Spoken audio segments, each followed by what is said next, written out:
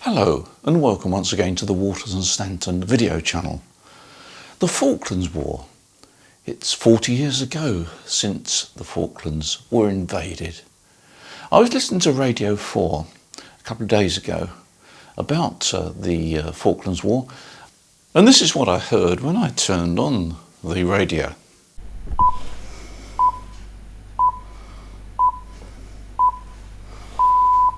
BBC Radio 4, and we hear how the invasion of the Falkland Islands 40 years ago was confirmed via a shortwave radio in an attic. And what I didn't realise was how important the shortwave radio band turned out to be at the outbreak of the Falklands War.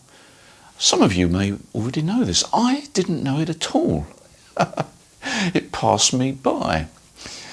And I know exactly where I was when the Falklands War started, when the invasion of the Falklands occurred. I was actually in Tokyo. It was my first visit to Japan, and at the time you couldn't fly directly to Japan by flying over Russia or the Soviet Union as it was then.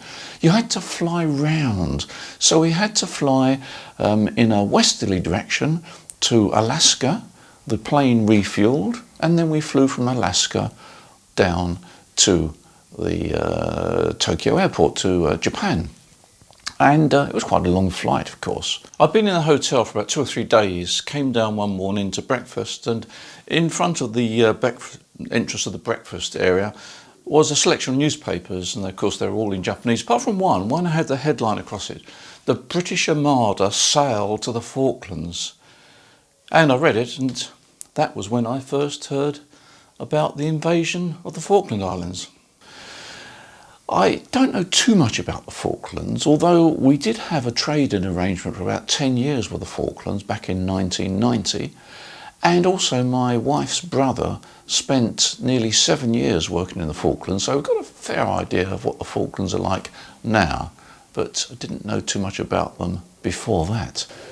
It turns out that the first advice, or the first notification we got that the Falklands were invaded, was via the shortwave bands. And there was a ham radio operator involved, Laurie Margolis, G3UML, who's still very active on the HF bands, and he worked for the BBC, and he happened to be listening in on the shortwave bands and picked up the transmission. Now, I've got a link below this video of the full transmission from the shortwave bands that occurred on that particular day, and you can click on it and listen for yourself. I think the recording now is stored in the Imperial War Museum, but it's fascinating, so I encourage you to click on that.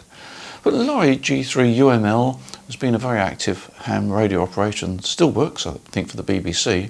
And I do recall actually working his father back in the 1960s, G3NMR, Laurie's father. So there is a family connection with ham radio. Here's a few clips of the recording to whet your appetite. You can hear the full version if you click the link below this video. Back in 1982, our BBC colleague Laurie Margolis had heard rumours of trouble, and so he twiddled the radio dial beneath a huge aerial atop the building opposite Broadcasting House.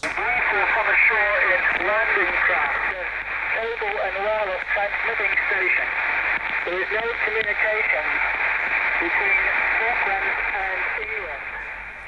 I'll try and keep in touch one way or another. Now, by coincidence, I recently did a video about the Ukrainian invasion and saying how important I thought the shortwave bands might be. And this particular event 40 years ago perhaps underlines the fact that perhaps even now the shortwave bands can be quite important as a line of communication, because it's a line of communication that is very difficult to break. You can upset the current advanced radio technology and satellites and so forth, but you can't actually switch off the shortwave bands. I mean, Mother Nature occasionally tries to switch it off through solar flares and so forth, but the shortwave bands, by and large, remain intact and very difficult to block. You can try jamming it, but of course you can always move the transmissions. So it's probably worthwhile listening to the shortwave bands occasionally just to see what you can find. I've also published a couple of videos on the Texan range of shortwave receivers that we do. And in fact, I've got one that I've used for a long time now, for about 3 years. It's a quite compact little receiver, but it does receive SSB. And I've listened to a lot of fascinating transmissions, and when things get a bit dull on the ham radio bands, or I'm away from home, then sometimes I listen to the shortwave bands, and it's quite amazing what you can pick up, all sorts of bits of news. And of course this news comes from all over the world, so it's worthwhile. So if you are perhaps a little bored with ham radio for whatever reason, perhaps the bands are not very good or there's nobody on to talk to, it's worth going outside the ham radio bands, turning on the AM mode and having a listen around. It's quite fascinating.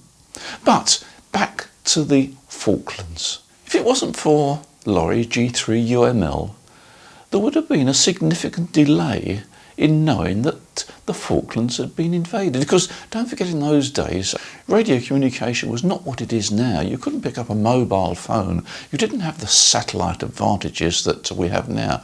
So shortwave was a very valuable medium. And as I say now, it may still well be. So take a listen to this recording with the link below, and I think you'll be quite fascinated by how it all occurred. In the meantime, thank you for watching this video, and if you want a shortwave receiver, then have a look at the Texan range on our website. There's quite a range there. They're not overly expensive, and they're highly portable. Rechargeable batteries, just plug it into any USB socket and you can recharge it, and the battery life is very, very good. So as usual, thank you for watching this quite short video, but I look forward to meeting you again in the next video. In the meantime, take care. Bye for now.